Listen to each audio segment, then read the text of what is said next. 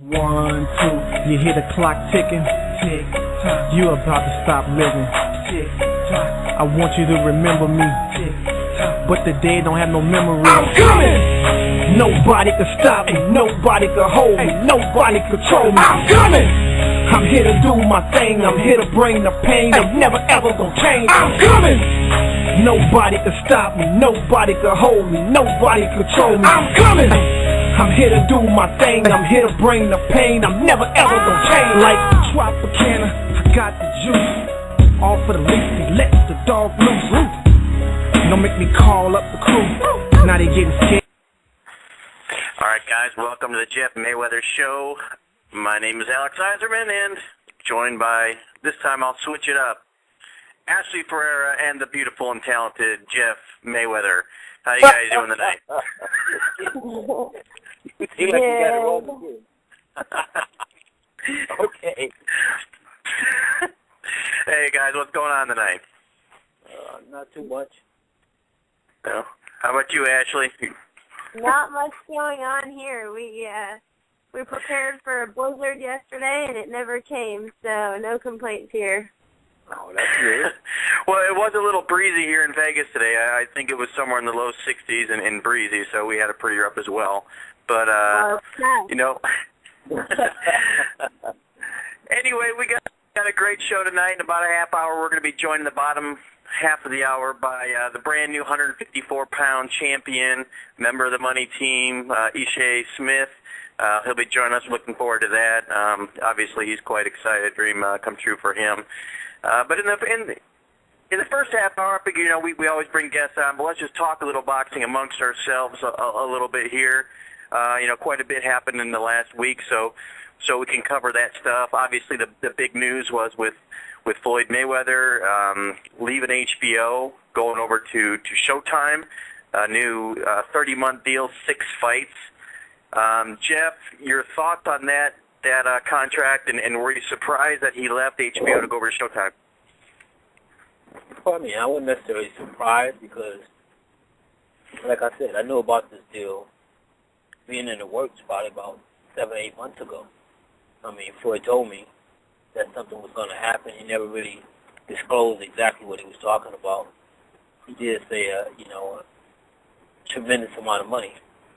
And, but that's basically, you know, that's all he really said. He never said who the deal was going to be made through or, you know, or what network or anything like that. But, you know, I think that, I mean, it's great. It's great for him, of course. Yeah.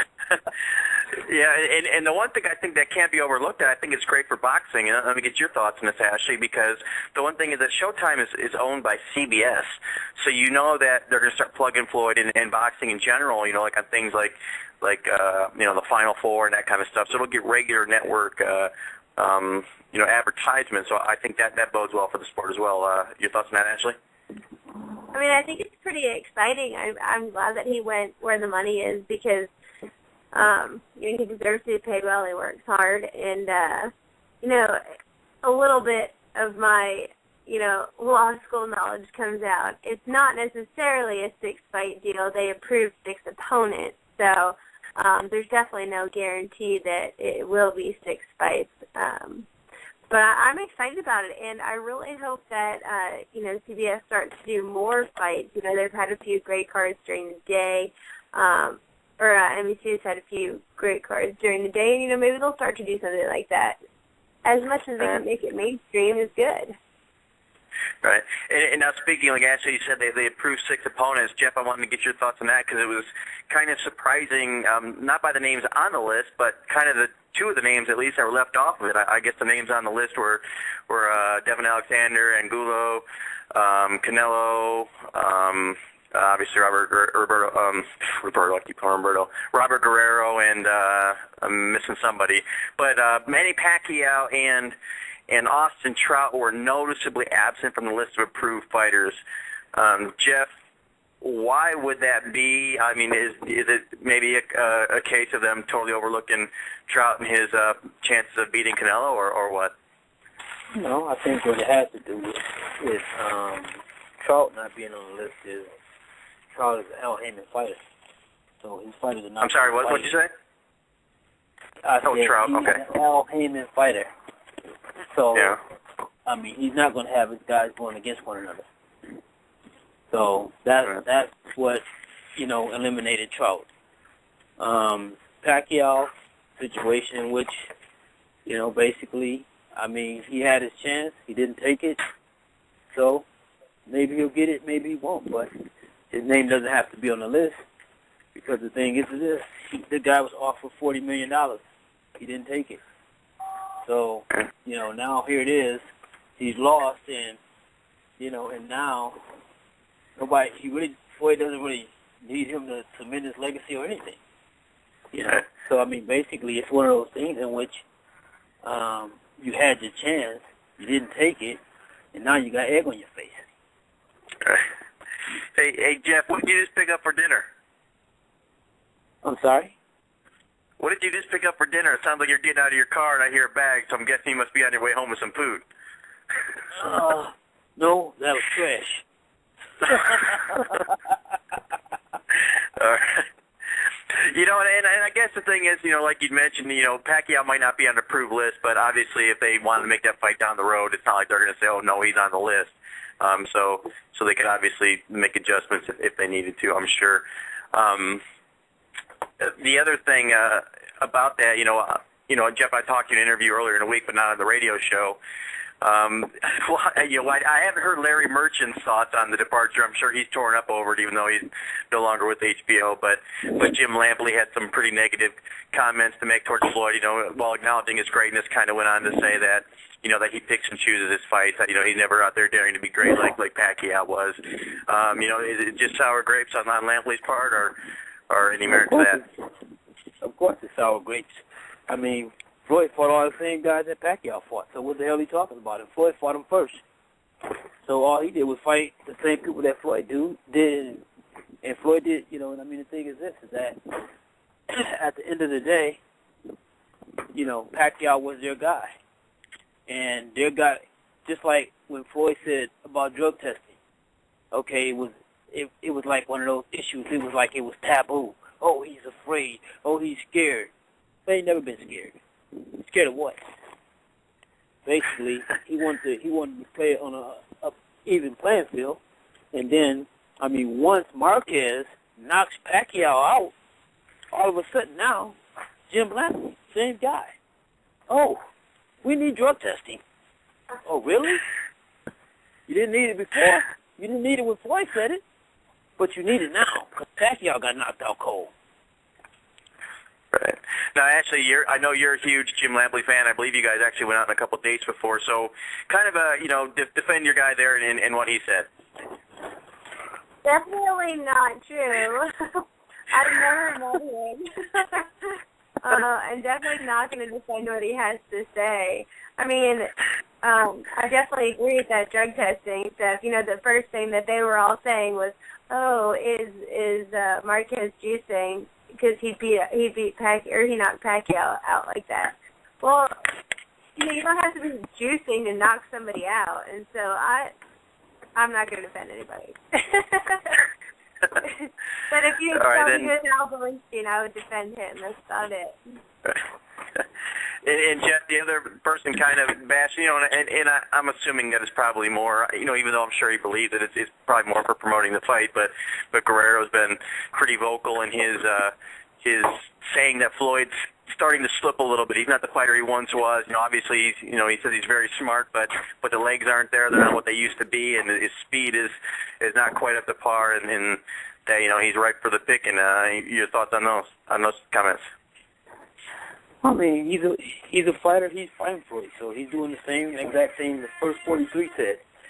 Oh, we're going to do this, we're going to do that. But at the end of the fight, he'll be being interviewed, and he'll be saying that, oh, I didn't know he was able to do this. Oh, I didn't know that. Because chances are, if he fight like he fought Berto, he's getting knocked out anyway. So he can say whatever he wants to, just like everyone else did. And like I said, at the end of the day, you'll see what happens. Right. And then as far as the contract goes, like Ashley said, it's not necessarily 6 fights, but it's supposed to be, or 6 fights in 30 months. Floyd is not an active fighter. Fights once every year, year and a half. Do you see him stepping up and becoming more active and fighting a couple times a year during this deal? I do. I think he will because, first of all, it's a tremendous deal, and believe me, he wants every cent of that money. So yes, I think he's going to do it. And not only that, I mean, Floyd's getting older. He has to be more active in order to, just to preserve himself. I mean, he can't fight once a year, and plus, not only that, the contract won't allow him to. So basically, he's going to honor the contract. I'm pretty sure that he's going to honor it. I would be really shocked if he don't. Ashley, what does a more active Floyd Mayweather mean for boxing? I mean, Money. I don't know if I necessarily agree that he will be, multiple fights. I couldn't see him doing 3 fights a year because he doesn't really do anything that he doesn't want to do. But, he always has big pay-per-view numbers, so it should be exciting. Whenever they compare the UFC and boxing, they say it takes less boxing fights to get as many pay-per-view buys as UFC, and might be a chance to blow it out of the water on that one. Right. And, and speaking of Floyd not doing what he doesn't want to do, Jeff, there's some talk today. Dan Rafael's been tweeting it that possibly the Canelo and Trout fight on the undercard is in jeopardy. I don't know if you've heard about that, but have you heard that? And I guess the problem is that depending on who you listen to, reports are coming out that Floyd doesn't want to agree to a fight. Canelo doesn't want to come on the card and help Floyd sell pay-per-views unless he's guaranteed a shot, win or lose, against Trout. He wants to be guaranteed a shot in the next fight. Or other people are just saying that, he just wants to have the fight signed now, should he win, because he's worried that Floyd will not, give him the fight next.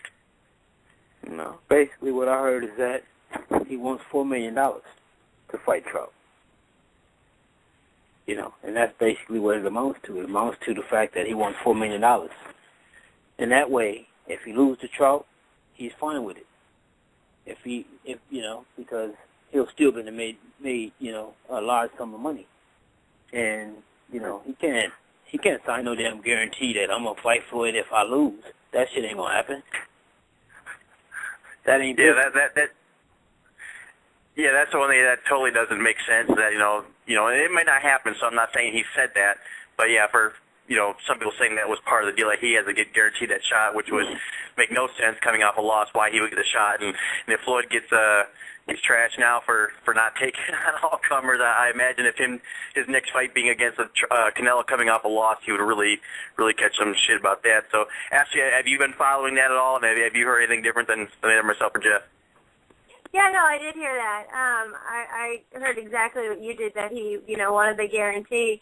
And quite frankly, I don't blame him. I think that he is big enough to have his own card, and he's well-loved enough to have his own card when he wants one. I mean, if the networks are smart, they will groom him to be the next big thing, because, Floyd can't fight forever, so I think it's smart. And, he's just trying to get his piece of the pie like everybody else is, so, why not? If everybody else is trying to get the best deal they can, he might as well, too.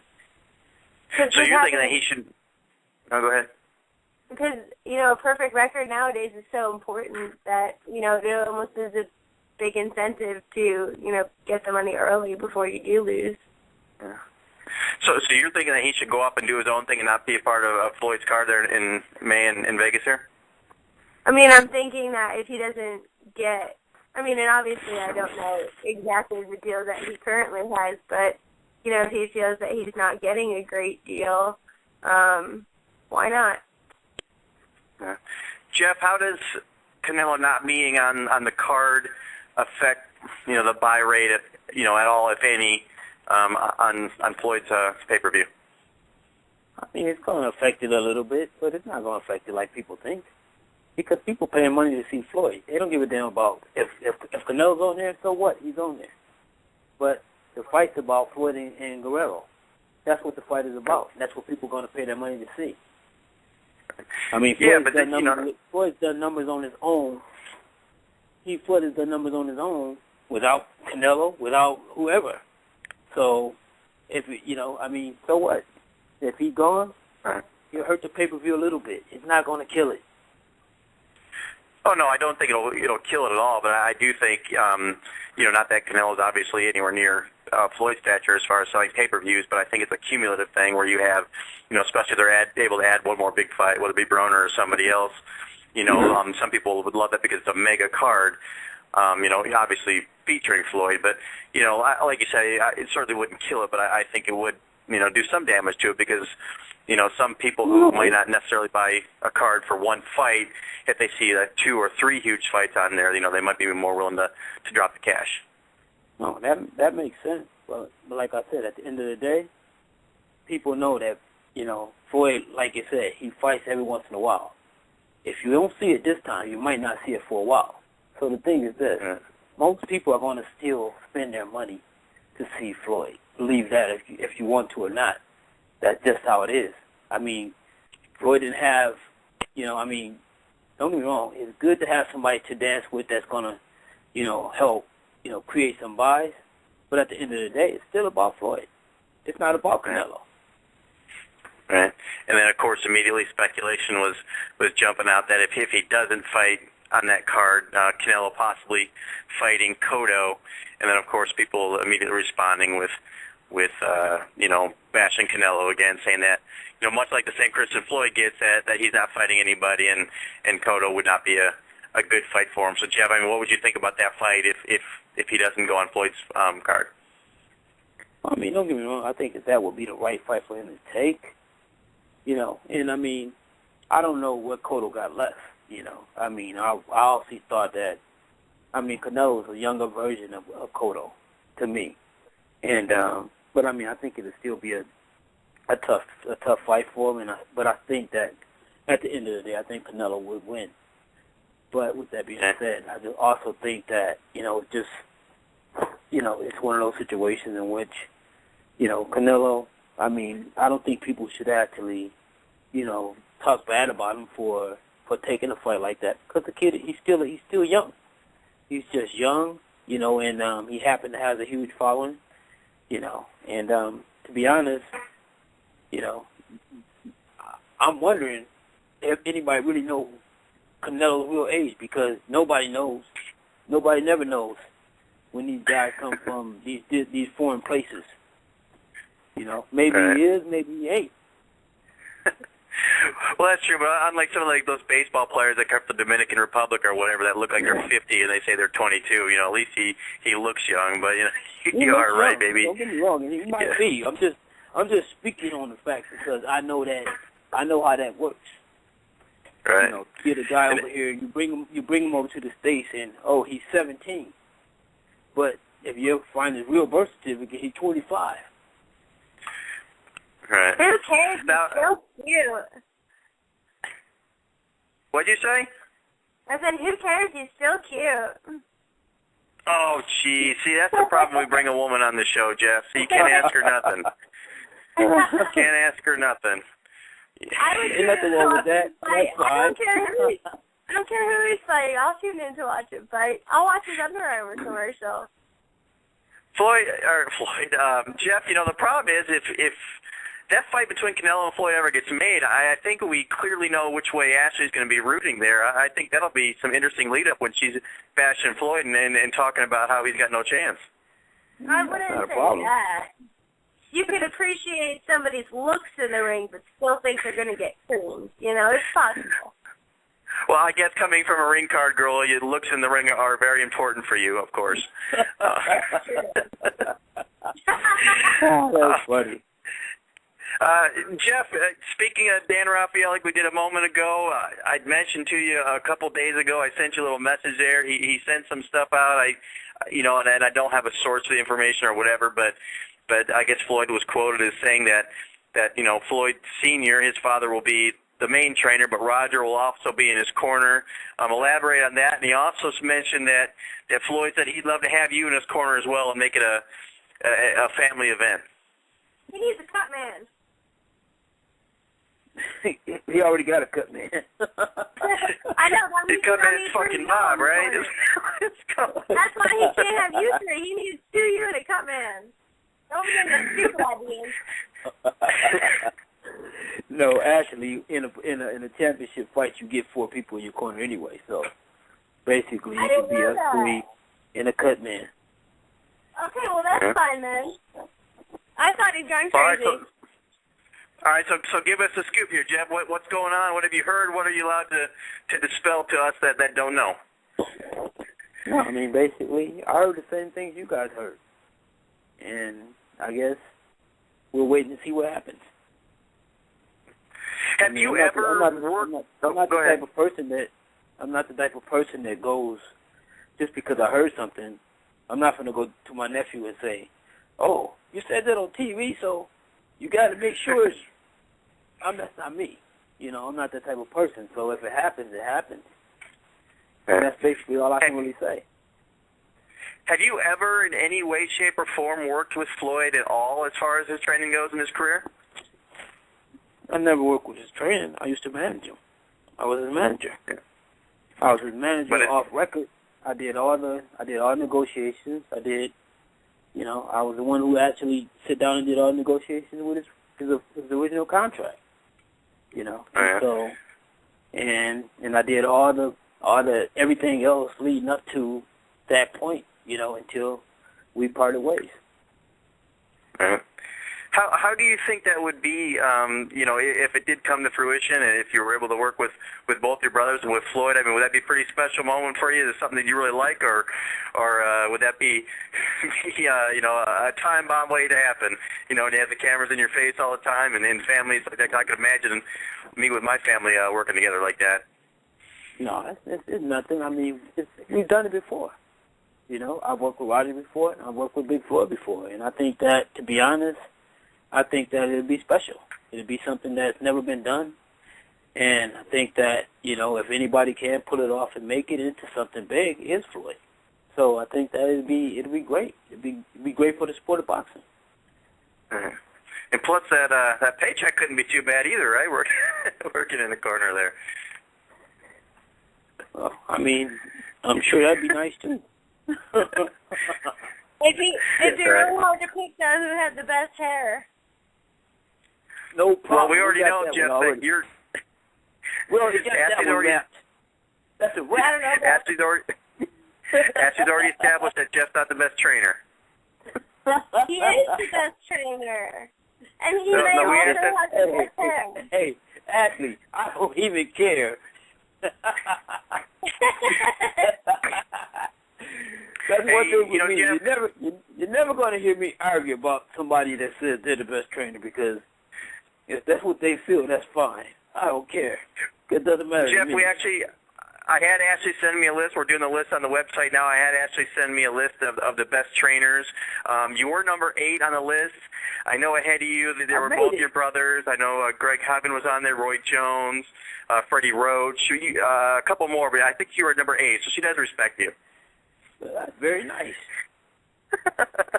That is certainly not true. I did not put any lists together. That's lies. I'll have to be able to name 7 other ones, and I don't know about that. All right. Let's change subjects a little bit here in a couple minutes. Ishe Smith will be joining us. We're looking forward to talking to him. The other thing, Jeff, I noticed, you know, a guest we had a couple of weeks ago on the show was Malik Scott. He fought this past weekend, I can't remember his name, Greskov or whatever his name was, fought him on NBC Sports. It looked like a clear-cut victory for him. Unfortunately, the judges didn't see it that way. It ended up being a draw. Your thoughts on the fight? And then more importantly, I'd like to talk about, you know, something that fans always talk about, but you don't too often see fighters do it. He kind of called out Main Event for you know, being their show and their fighter, and that's perhaps why the draw was given. Yeah, I seen the fight, and it was a highway robbery. And I guess he feels that way, and he feels inclined to say it because someone needs to speak about it, because the exact same thing happened to Steve Cunningham. And, you know, and everybody that, it appears that Fighter Main Event Fighter on that CBS network, you know, sometimes come up short, you know. And so, I mean, you got to hold somebody accountable, you know, if it's happening, you know, especially when a fight was this clear-cut. You know, somebody got to be held accountable, you know, for it. So all he did was spoke his mind, and I think that him speaking his mind was the thoughts of everyone else that actually saw the fight. If you were training someone that was not a non-main event fighter, would you think twice before you, or in any promotion, you know, whether it be, you know, Mayweather, Golden Boy, or whoever, would you feel comfortable having your guy going into a fight with you know, in an event sponsored by promotion when it's one of their fighters? Well, I think myself, I think what I would do is basically, you know, kind of like Malik Scott did. You know, I mean, I would allow my fighter to fight him because he's going to be on TV. So the whole world's going to judge it. The whole world's going to see it. And at the end of the day, believe me, your time is going to come because, you know, just like the guy we just had on the show, Molina, his opportunity is going to come. And he's been robbed, you know, and that's the same thing here. I mean, Malik Scott was robbed, you know, and it's sad to say he was robbed when a fight ends up a draw, but that's what actually happened. He was robbed. And so I think that because of his performance, you know, everybody in boxing, the boxing world knows who won, and eventually he's going to get his shot too. That's why you got to go for the knockout. Well, I mean, everyone is not a knockout puncher, so you got to take the wins any way you can get them. Yeah, and that's the thing too. People always say don't leave this in the hands of judges, but you know, it's you know, yeah, it would be nice to do that, but obviously Malik Scott's not a huge puncher.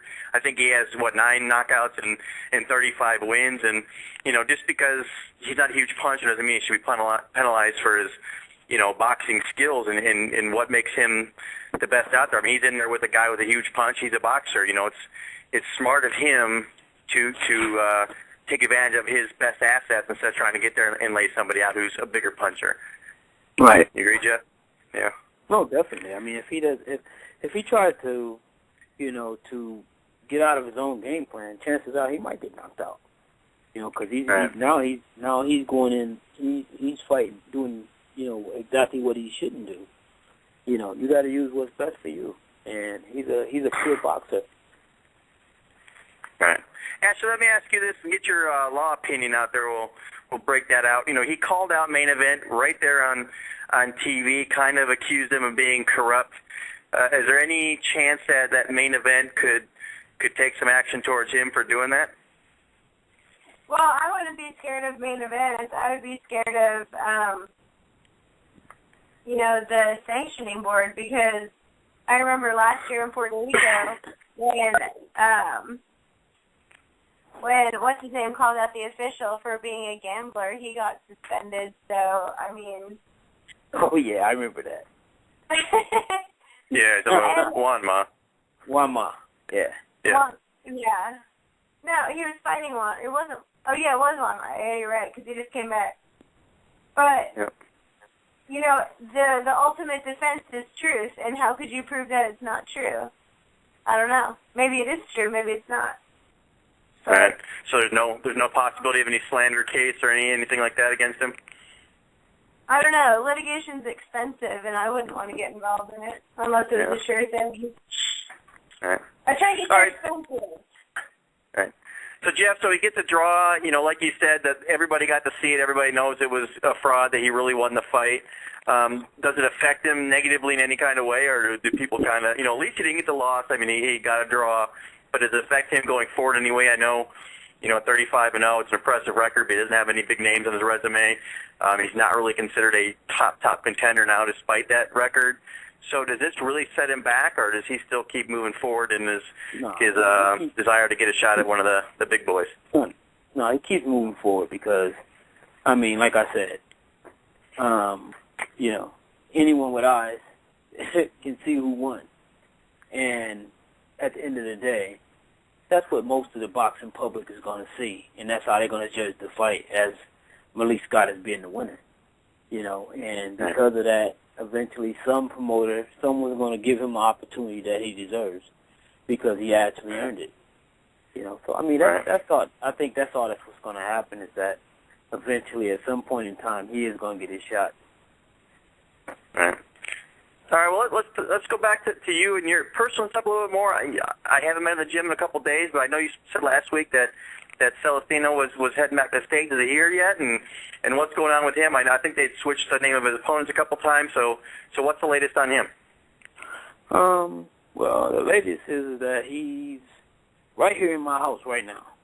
Right now. Oh, is he? All right. So yeah, I picked him up a little earlier today, and we just stopped by the gym. We didn't train or anything, and we'll start camp tomorrow. All right. So how's he excited to get back to work and be back in Las Vegas? He was so happy. It seemed like he could speak English clear. So he's been gone. His English got better? I'm joking, man. No. Well, I mean, we know how well you speak Spanish, so we can bring him on, and you can be his translator then, right? That's true. See. See. That's all you're going to get from me. So what is the latest on him? His opponent, I know he had a couple of different guys mentioned. Is there anyone that's official here? And also, what's the promotional deal? I mean, is there still problems with whether he's with 50 or whether he's with Floyd, or how's that working out? I mean, basically right now it's a situation where, I mean, neither one of them is promoting him. I mean, he has the right to make a living, so his manager took the initiative to make sure that he could make that living. And he was already contacted by the WBC, and after when we went to the convention last year, they personally said they wanted, Celestino to become one of their champions. So basically, what happened is, from that day, once he relinquished the title, they automatically ranked him number one because he relinquished the title because of, because he was going through that whole situation and everything, and, mentally he wasn't ready to fight, and then the purse bid was, basically almost nothing, and he was going into a guy's backyard with no television, so it was going to be a highway robbery. So I think he made the right decision and the right choice. And with the support of the WBC, I mean, he's able to, fight for a title eliminator and then hopefully get a chance to fight for the world title. But we got to take care of what's ever in front of us on April 20th.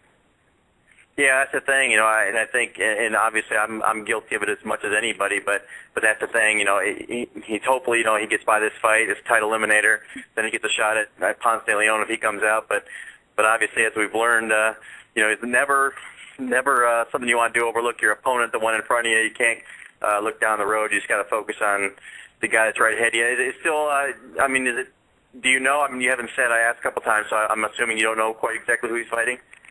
Well, I mean, the last I know was this guy. I can't think of his name. I just know the guy has been on a hot winning streak. His record is not that, not that appealing or anything that you would be like, hey, you got to worry about this guy, but. You can't take no one for granted. The last I know was the guy was like 17-9. He's been on a very hot win streak, and has upset a few fighters. And that's supposed to be our challenge. But at the end of the day, like you said, I mean, nothing is etched in stone. So I guess we'll have to wait and see what happens. Right. Yeah, you were talking about Robinson Castellanos was the guy they're supposed to be fighting for the the WBC silver champion. And for those of us that don't know, Jeff, what is a silver champion? Well, basically what it is, the WBC has gotten to the point of just creating titles, and basically, I wouldn't necessarily say them. I mean, the WBA too, because the WBA has their, their ultimate champion, the regular champion, and boxing has gotten to that point of making so many different titles that it's almost like it's hard to follow. I mean, the only thing good about it is that if you are a fighter, you do win one of these, minute titles, it does mean a little bit of something because you make a little more money. That's about the only thing, the value of it. But at the end of the day, it doesn't really mean anything. It just means that you have a title belt, because, it's something that was just created for that reason, for a sanctioning fee. That's what it is. That's basically that's what it really ends up amounting to, is just the fact that an organization has created a belt and they want somebody to pay a sanctioning fee for it. Right. Now didn't Celestino previously turn down a title shot against one of those type of belts, and what about here? Well, not that I know of. I don't know that him to turn down a title fighter for one of those belts. Not that I know of, but I think what happened is the fact that, the WBA, who actually are, stationed in Panama, it was they love Celestino, but at the same time, they don't love him enough to allow him to fight Chris John. Right. And that was his mandatory for a year. And Chris John has been sitting back chilling, probably under, on the beach under the umbrella or something. And this dude, and he's the champion, but yet, Celestino has earned the right to fight him, but they won't allow him to. So, that's why he had to turn his back on the WBA. He had to go elsewhere where somebody was willing to give him an opportunity. Yeah. Well, speaking of champions, we're going to go ahead and change the subject here. This past weekend, proving his record of 25-5, but more importantly, capturing the IBF 154-pound title was Ishe Smith. He's joining us now. Ishe, welcome to Jeff Mayweather Show. You're on with myself, obviously Jeff Mayweather and Ashley Ferreira. And Jeff, I'm going to let you take over first and welcome Ishe on the show. Welcome, champion. Hey, what's up, Jeff? Hey, how's it going? I'm doing good, man. I'm doing good. Yeah, Ishe is, been knowing Ishe. It seems like I've been knowing him for pretty much, I would say mostly all of his life anyway. One of the first young guys that I actually was sparred with, and even then, he showed, a wealth of potential. And here it is, it took a long time, but, he's finally realized his dream. He's champion of the world. Something that, he's a part of history. And not only that, he's even a bigger part of Las Vegas history because he's the first one.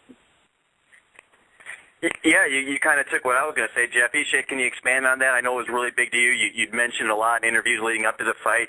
You're the first, it's the boxing capital of the world, but we've never had a boxing champion from Las Vegas. So first and foremost, how does it feel to be able to say you're the first guy from Vegas to win a title?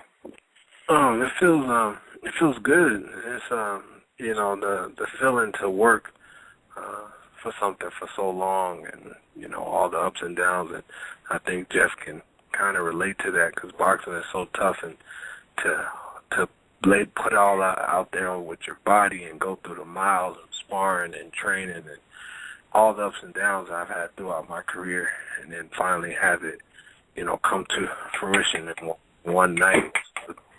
Awesome feeling. All right. Well, tell us a little about the fight. To some people, it wasn't the most aesthetically, appealing fight ever, but that doesn't matter. You got your hand raised. When it started, he was probably getting the better of it, but as the fight went on, he started to wear down a little bit, and you came on strong. It was a split decision, but you won pretty easily on the two judges' scorecards. Just talk to us about the fight and how well did you execute your game plan and how the fight turned out. Well, we had a good Eddie Mustafa Muhammad put together a good game plan of boxing, working the jab. We knew Dewan Blake kept saying it was going to be an ugly fight. We knew it was going to be an ugly fight because K9 is pretty much always in those typical fights. I've rejuvenated myself to throw more punches, to be a little bit more busier, but the way he fights, he's so awkward. he's, you have to be a little bit just more on the cautious side. He throws punches from all kind of crazy angles. He does a little bit of crazy stuff, so you have to be just a little bit careful, and he can punch a little bit. So we just didn't want to get caught with anything unexpected. So I just thought we executed. I executed the game plan. Those guys came up with a good game plan, and we figured if we would take him to deep waters, he would get tired, and that's what happened. And I was in the best shape of my life, and I was able to come along late and take control of the fight. Were you counting on the fact that he was 39, like you said, being a little older? Were you counting on that he was going to slow down, and that maybe age was going to be, for one of the few times, I guess, on your side in this fight? Yeah, I figured that, but the age, and I figured the way he fought, muscle bound, saying he does 1,000 push-ups a day, and all of that. I just figured he would be tired later. Most muscle-bound guys get tired later, and then we just figured with his age and just all of that, we just figured he would get tired, and, he did. Right. Ashley, were you working, Ashley? Did you get a chance to see the fight? I'm not sure, and if you did see, what were your thoughts on it? I did see the fight, and, I guess my question is, how frustrating is it for you to get a split decision? I know for me it's frustrating watching and seeing that one person appears to be so off, but I guess how do you feel about that? Do you think that, from that judge's angle he might have had a different view, or was it just kind of not fair? I think the conversation would be different if he would have got the win, but, I got 2 out of 3, and whatever the guy from Iowa saw, that's, more power to him. 2 out of 3, we'll take it and get out of Detroit with the victory and, make history. I think that's the most important thing. Most people had me winning and had it a unanimous decision. Obviously, he felt something different, and, it didn't affect the fight. Thank God. Hey, Jeff, what were your thoughts on the fight? And as a trainer who's, you said you're sitting right next to Celestino, used to going with somebody into enemy territory, were you worried about the fight? When they said it was a split decision, being that it was in K9's hometown, were you worried about that at all? Well, actually seeing the fight, of course, when they said split decision, I still thought Ishe won, and I thought he won clean enough for it really to be a unanimous decision. But at the same time, anytime you're in a guy's backyard, anything can happen. But it's just fortunate that, one of the judges, were basically, pro K9. So, and the other 2 were actually, they saw a totally different fight. I'm glad that the right decision was made. Right.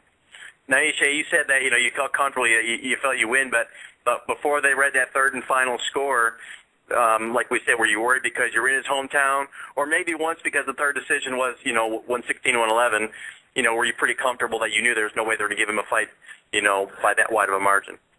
Yeah, I was nervous once they read the second score, and like you said, once they said 116-111, I just knew there was no way he had won that many rounds. It's just absolutely impossible. So I figured that judge agreed with the other judge, and I had it. So I was not nervous once I heard the 116. So that was a good thing. Right. Now talk about a little about the post-fight interview. Obviously, it's getting a lot of play, the emotions of it. Obviously, you've worked your whole life. You've gone through some tough times, and here you are at 34 years old getting to finally reach the mountaintop, and you're a boxing champion. So talk to us a little about the emotions of the post-fight interview. I just think it was that you just saw, me, it was no acting, it was just who I am as a person, which all of us have. We don't get, a lot of us aren't on television, so everybody sees the real us all the time, but, you know, that was just the real me at that moment. I was very emotional. It's taken a lot of years and to finally do it, you know, in front of all my kids, in front of my sister who's been with me my whole life, and just in front of my family. You know, it was just a great night, you know, and to do all that and have that culminate in just that one instance was just an amazing feeling. You know, no other, you know, besides having a child is no greater feeling than that feeling that night. It was just, man, I can't describe it. I don't even remember what I said, you know, half the interview. It was just, that was just the real me. No, I want to say, you know, not to make light of the situation. Wait, not to make light of the situation, but one thing you definitely said, and I do want to know what kind of play this got afterwards, is the fucking Bob comment. I imagine that's taken off to a life of its own, and I'm guessing Bob is now going to be referred to as fucking Bob forever. Am I right? No, he's I don't know where that came from, but somebody just, because I just saw the fight today, and somebody just told me yesterday about that comment. I said, what? And they sent it to my iPhone, and I had no idea I said that. I don't even know why I even referred to him as that. Like, you know, was that when you were talking about he put the ice or something like that?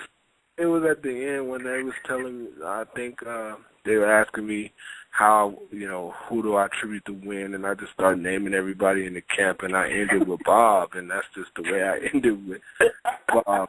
I just can't. I don't know why I did that. Hey, Chef, have you been back to the gym, or Jeff, you know, you're in there. Has he been referred to as fucking Bob? Is that his new name? No. They've been teasing him the last couple of days. The last couple of days they've been teasing him about it, teasing me about it. Well, that's great. And then the other thing, you know, it seems like it got squashed, but I know on Twitter, you're an avid Twitter user. LL Cool J made a comment that was pretty disrespectful to you, and to the credit of your fans, they immediately totally got your back.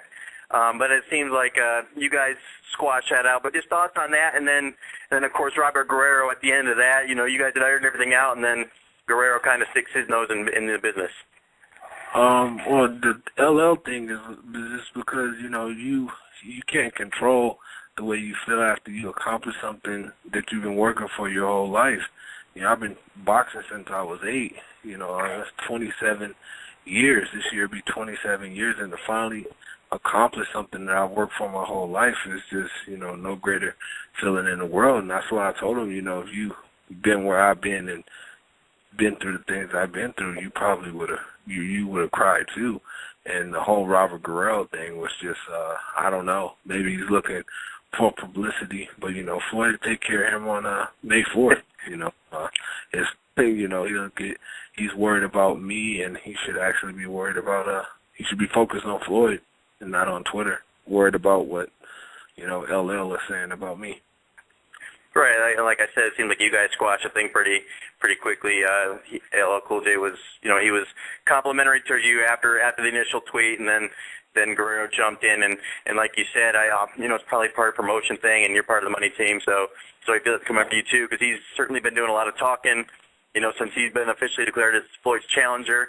But again, going back to the fight, you know, another thing that was really cool. Not only did you capture the championship that night, you did it with all your boxing family. I mean, everybody was there. You had Badu Jack got the victory, J. Leon Love got the victory. Of course, you get the championship. So how special was that being with all your teammates and all of you guys coming out on top? You know, we came with 4 guys. Total left with 4 victories. So that was special. You know, to have all of us win. J. Leon Love, Badu Jack, Cuba, who's a young up-and-coming. He has 3 fights, so he's fighting again this Saturday at the Hard Rock. So to have to win, you know, to take off for all 4 of us to win, and then we had some people that wasn't fighting. Like we had Linnell there, the Linnell Bellows came, and we had other money team members there, and to have to have all, to win with all of them. And I told him, I said, guys, you guys put a lot of pressure on me. I couldn't be the only one to lose out here now. You guys went out and everybody won before I fought. But it was just a great night. It was a real great night, and it's good seeing those young guys starting up. And I'm the first of Floyd promotion to win a title. I'm his first champion, but I won't be the last. He has some really good fighters. Some real good fighters coming up. Right, like you mentioned, it was not only a great night for you, great night for Floyd. Obviously, the money team did their thing. I know he was in the corner for Jay Leon during his fight, right? What was that all about? And how did? Well, obviously, it went well, but what were the people's thoughts on that? I don't know. I don't know because I was in the locker room, so I didn't get to. Yeah, you had something else to worry about, right? Yeah, I didn't get to see it. I heard because Eddie told me. He said, "Hey, Floyd's working Jay's corner." I said, "What? What the hell is going on out there?" So I didn't know. I was like, "What? He's just telling him something to do?" He's like, "No, he's working the corner." And I was like, "Whoa." So, but that's as far as it went. Like, I don't know. I haven't seen Jay's fight. I'm waiting on the copy, the DVD copy of the full card to get a peek. But I just haven't seen it. But I'm pretty sure he won, so it was a good night for them, too, as well. All right. And, Jeff, what are your thoughts on that breakdown, Floyd's performance in the corner there? He got a future in that business? Well, I mean, the thing is this, is that basically it's just a situation in which I think he stepped in because Roger didn't make the trip. Roger's the one who actually trained Jay Leon for the fight and got him ready. But he didn't make the trip, so, I mean, Floyd stepped in. And, I mean, basically he did as if he was in the gym. Basically he was more like just a voice, just a voice that basically a person that has knowledge of boxing just passing on good advice on what he should do. So, I mean, it's just the fact that it happened to be Floyd that makes it a big issue. But, I mean, it was something that Floyd does in the gym all the time. And then, first of all, I'm sorry to get back to you, Ashley. I know you're a huge Canelo fan, but break down your thoughts of Floyd working the corner. I mean, I think I should clarify that. I think he's very handsome. I tend to not look at his boxing while he's boxing. But I mean, I don't know. I think it's definitely influencing for sure, and I feel like Floyd's so unpredictable that, I mean, we'll see. He'll make it interesting no matter what. Right. Ishe, going back to the emotions of the victory and being named a champion, just, you don't have to get, too in detail, but for those that don't know, what were some of the issues that, you had gone through and most people knew you originally from the Contender, didn't quite win that, but, you had a lot of ups and downs in that point. So, what were some of the things that really drove you to this point that makes the victory so much more special to you? I went through a divorce, after the Contender, a couple promoter, got released, couldn't get no fights, didn't know if I would ever box again or even even get to that point of winning the championship, and got to that low point where, even thinking about suicide at one point. So, it was, that was probably my lowest point, and to come up out of all of that and, win a world title and have Floyd back me, it just was a lot of raw emotions that night. Yeah, and what did it mean with Floyd? Because, obviously a lot of people had given up on you and much like maybe you thought of yourself, they thought you were done, your career was over, but he obviously stuck with you and obviously paid off for both of you. So what exactly, has he meant to you as far as getting to where you're at? If it wasn't for him, this fight wouldn't have happened. If it wasn't for him, I probably, who knows, I don't know if I would even still be boxing, or I would have still been brought in as an opponent. People don't realize that when I fought in May, I was brought in as the main guy, and they looked for me in the opponent. He fought me again in September, and the same thing. you know, he's just taking me under his wing, and, you know, he did everything he said he was going to do. I didn't fight for 18 months, and in less than a year of being with Floyd and Mayweather Promotions, I won a world title. So, I mean, he's just, my first fight with Mayweather Promotions was in May, and he didn't even sign me. They didn't even sign me right away. I didn't even sign till my second fight in September. But Floyd is a loyal guy. If he tells you he's going to do something, he does it, and he kept his word, and I kept mine and stayed loyal to him. Yeah. And Jeff, what do you think about as far as the money team goes? You know, obviously when him and 50 Cent split up, a lot of talk about how Floyd, you know, Mayweather Promotions was in disarray and they had nothing going on. Now all of a sudden you have a world champion here. You have, you know, undefeated guy in Jalen Love. You have, you know, Cuba up and coming and all these other guys, and Mel Bellows. It seems like they kind of have a lot of momentum right now. Speak about that and what he's doing as far as promotions going. Well, I mean, first of all, I mean, you got to realize there was never nothing but a myth of Floyd and 50 Cent, you know, promotion together, because it never existed.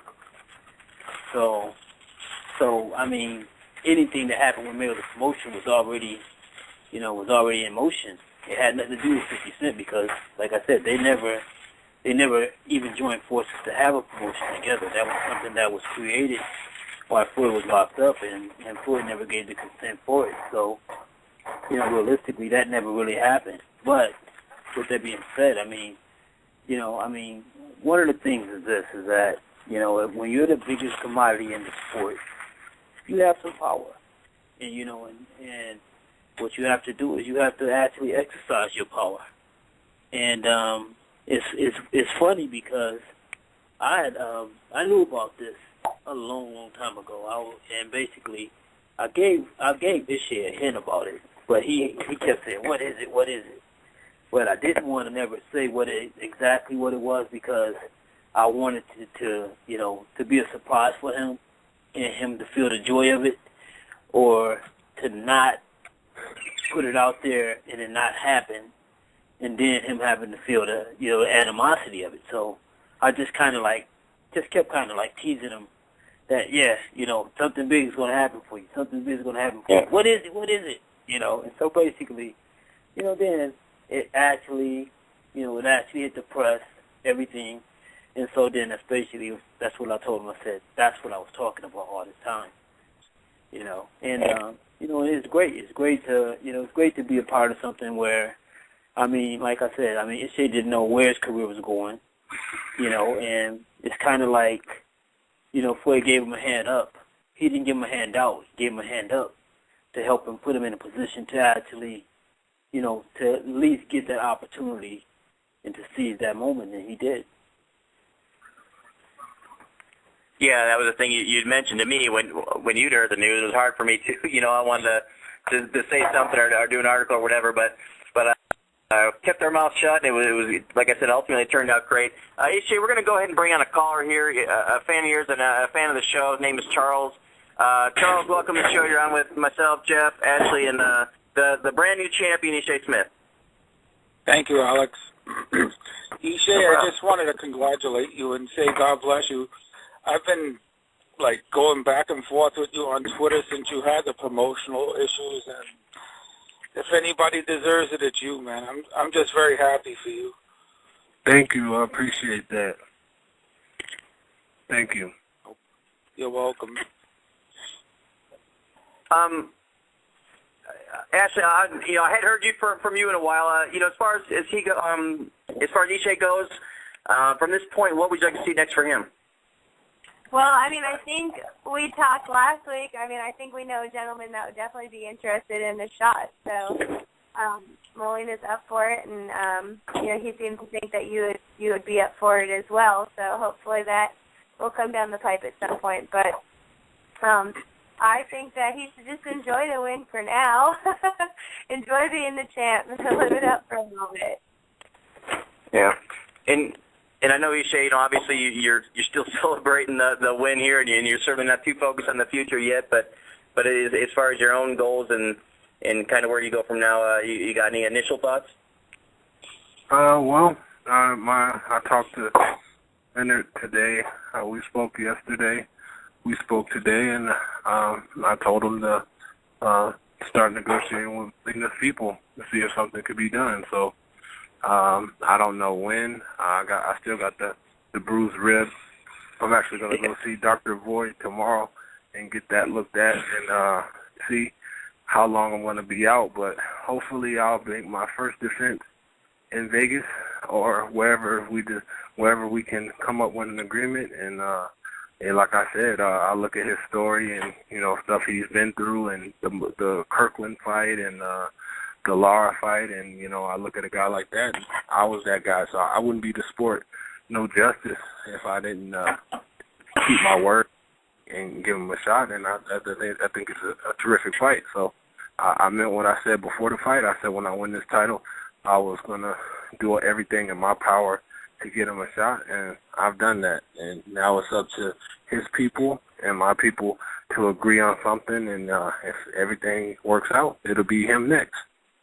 Right. Yeah, and certainly having the Vegas fighter, the first Vegas champion, defend his title for the first time in Las Vegas, I think would certainly be special. So would it be, you know, that's definitely the place you want to defend your title for the first time? Yeah. I think it'll be nice. It'll be good for the fans and good for everybody. So that'll be a good thing to do. All right. Jeff, what are your thoughts as far as where he goes from here, you know, in the future? Well, I think that the one thing with Ishe is that Ishe is a guy who actually has raw emotions. Everybody can see that. And I think that he has deep compassion. And I think that also, that's why when somebody asks me about who do you think that he's going to fight next, and that's exactly what I said. I said, I think he's going to fight Molina because that's what he said he was. He was a man who said that that's what he's going to do. And I think that he's a man of his word. And so for him to say it tonight, it kind of like, you know, when I spoke on that, it kind of proved that what I thought, you know, the type of man that he is, he proved it by just saying what he said. But, I mean, I think it would be great for him to actually, you know, finally, you know, get a chance to fight in Vegas as world champion, the same people that actually, you know, watched him grow up and watched him go through the amateur ranks, go through the struggles, go through the hardships and everything else, you know, and now to actually, you know, get a chance to see him as a world champion and be able to be proud and, you know, and be in support of him. So I think that is great. Yeah, that was the thing, Ishe. Well, last week we had Carlos Molina on the show and talked to him, and obviously he was hoping to get a crack at either you or K9, whoever won, and he had said he hoped you won, not because he thought you were the easier out, you know, should you win, but because you had mentioned that you would like to fight him, and like you said, you know, he's just trying to get his opportunity, and he's felt he's been ducked several times and been on the wrong end of some pretty lousy scoring, so he would definitely like to take you up on the offer and meet you in the ring. Yeah, that'd be great. All right. One more thing I want to talk about, just real quick, outside of the sport of boxing. I know you were really pressing hard as far as getting people to to purchase shirts online with the Sandy Hook shirts that you were making, the Team Ishe Smith shirts. Tell us a little about that and how you got started with that. You know, you're a Las Vegas guy, but you had you know, you're trying to help with the victims there in Connecticut. It was just that morning I was taking my kids to school, and you know, I had heard it on the radio and dropped them off, and my kids are the same age as those kids, and when I went home, I cut the news on and found out it was all those kids, and I got more of the story like the rest of America did, and I wanted to do something to honor those kids and to give back, because I was just very touched, you know, by the whole story. I started crying because, you know, I was like, man, that could have been my kids. My son was 6 at the time, and my daughter was 5. She's about to turn 6 here. My son just turned 7 earlier this month, and it was just something that I wanted to do, and I told my team my idea, and I told them exactly how I wanted it, and the shirts made, and they did a terrific job at putting the shirts together, and I said every dime that we make from the shirts is going to go to the school, not to a charity, and every dime that I make, I'm going to match out my purse. So we did good. I think we raised about $1,100, and I'm going to match that and send them some money. And I got Kelly Swanson trying to come up with the, trying to get me who I need to speak to as far as getting them the money. But I didn't really, it wasn't the main thing, publicity for me. I didn't contact news outlets and all of that. I didn't do all that because it wasn't about me. It was about the school. I just was putting it out there for my fans because I wanted people to buy them. I just wanted people to buy them so I could give back. And for folks that, are they still available? And if so, where can folks contact you? They're still available. All you have to do is email Sugar Shay, my ring name, Ishe Sugar Shay, but just Sugar Shay Shirts at yahoo.com. Sugar Shay Shirts with an S at yahoo.com, and, they'll get you all the details you need and what you need to do. And then just, last thing before we go around the horn here and let everyone get their final thoughts to you, just, again, what's it feel like? Now, no matter what happens going forward, all the negatives in the past, no one can ever, not call you champion now. Now you're officially champ. How does that feel? It's a crazy feeling. I don't think it's fully set in. It's starting to set in because I'm not used to everybody calling me champ. I've been to the gyms. Everybody's calling me champ. It's an amazing feeling, man. It really is. I'm just praying to be humble still. I just want to be the same guy. To me, I'm still the same guy that caught the bus, that was catching the bus 3 years ago. I don't want to lose that side of me because I think that's what happened to me the first time. I got, so much fame so fast with the Contender, and I got ahead of myself and forgot what boxing really meant to me, and I don't want to do that again. So I'm remaining humble, but it's a great, great feeling. Now, Jeff, you know Ishe better than me, obviously, or better than most people. So what do you think? He's got that belt. He's worked so hard all these years. Is he standing in front of his mirror posing with the belt, or walking around the living room with it over his shoulder? What do you think? I think he's doing a little bit of both. And he should. Taking a shower, nothing on but the belt, Just kidding. Yeah. Do you do anything like that, Ishe? I'm sure you had to pose it a few times, but look yourself in the mirror at least. Yeah, just happy, man. I'm just happy. I really am. It's a great feeling. Well, we're happy for you too. Obviously, Jeff and I are in the gym a lot and get to see you there, and we know the work you put in and the dedication you've had to it, and all the things you've gone through. So we're super excited for you. We're just gonna go ahead and make the rounds here, and anyone got any last comments or thoughts? Charles, anything else you want to add? I just wanted to thank all of you once again for allowing me to come on to the show, and I just appreciate it. And Ishe, I hope you heal up quick. God bless you again.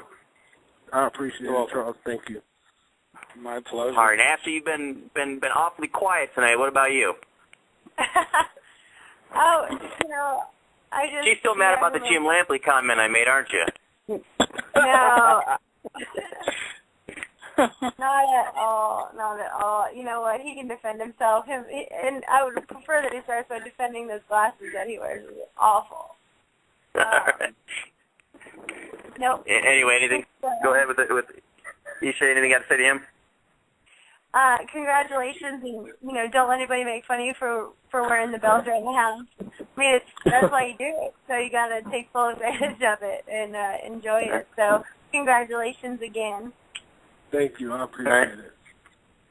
And then, and actually, I'll let Jeff finish up. But I'll just say again, like I said, Ishe, on my behalf, it's really cool. I've gotten to see you in the gym quite a bit over the last year. I know the work you put in and the dedication, how much you wanted. So, it's really, really cool that a local guy got to finally make good, and all the struggles you went through all seem to be worth it now. So that's just awesome, and I couldn't be more happy for you.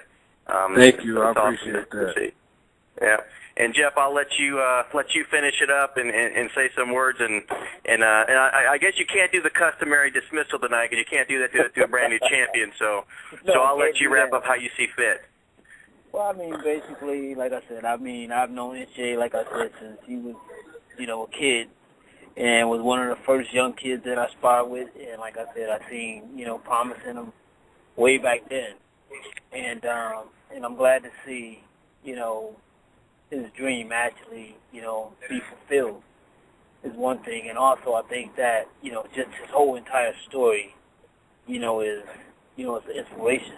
It's an inspiration to anyone that, you know, have doubt in their hearts and may have given up on themselves.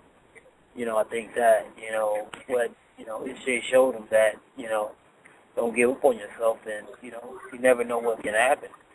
And, you know, he's living proof. He's living proof that, you know, here's a guy who actually was ready to take his life, and, you know, now he's champion of the world. You know, he has everything in the world to live for, you know, and, you know, so I mean, he's an inspirational story to anyone. So I think that, you know, I'm glad to be a friend of Ishe. You know, I consider him a friend for life, whether he's champion or not. Very well said, Jeff. Oh, and Thanks. And yeah. Yeah, well, Ishe was waiting for more. He's like, wait, you gotta keep going. You're on a roll, right? It sounded good. Keep going, please. It sounded good. No, it's just the truth, man.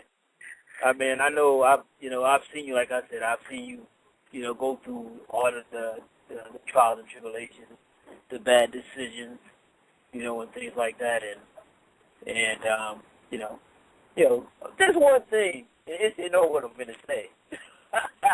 I know. Oh yeah, we need at least one good story, Rook. Yeah, go ahead. Okay. I really was happy for Ishe when he won the championship. I was ecstatic. And I sit there, I watched his emotions unfold, and I watched as he dropped to the ground and put his son on the ground.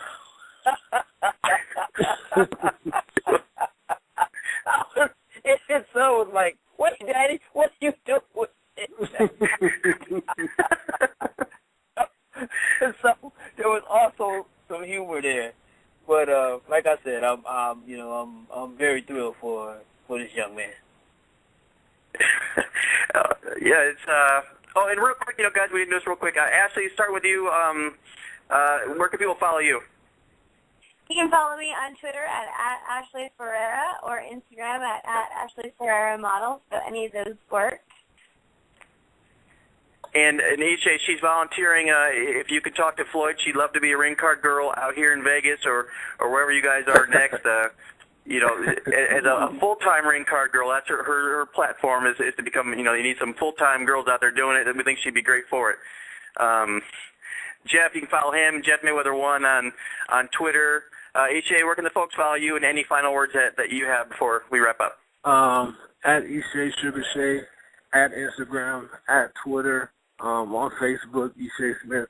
And, man, just thank you guys. Like Jeff said, whenever you have doubts, whenever people tell you can't do something, just everything, just believe in yourself, man, and keep pushing forward. I'm just a living testimony, living proof that dreams come true. You can accomplish them. All right, well, it's great that it did. And Jeff, I think next week we need to try to get fucking Bob on the show to get his thoughts on it. Oh, God. He better have a new Twitter that says @fucking Bob would be great. I think he needs to have that. But you know, again, Ishe, like I said, congratulations, and you definitely are living proof. You know, you can get as low as you get. You know, you went from, like I said, thinking about ending your own life to being crowned a champion with your kids in the ring with you, and it couldn't be better than that. And that's awesome. We're really happy for you, and thanks so much for sharing your story with us tonight. Thank you guys for having me on. God bless all of you. Thank you guys. All right, man. You too. Appreciate it. That was you too. Take care. That was a champ, the 154-pound IBF world champion, Ishe Smith. Thanks so much for him joining us. Anything else, guys? We're going to wrap it up here. I think we all said anything. Ashley or Jeff got anything to say? I think that's about it. I think we had a great show, man. Yeah, it was great. It was great to get him on there, and great to hear his story, and it was really cool to hear what he had to say. All right, guys, we will talk to you next week. Take care. Bye. Bye.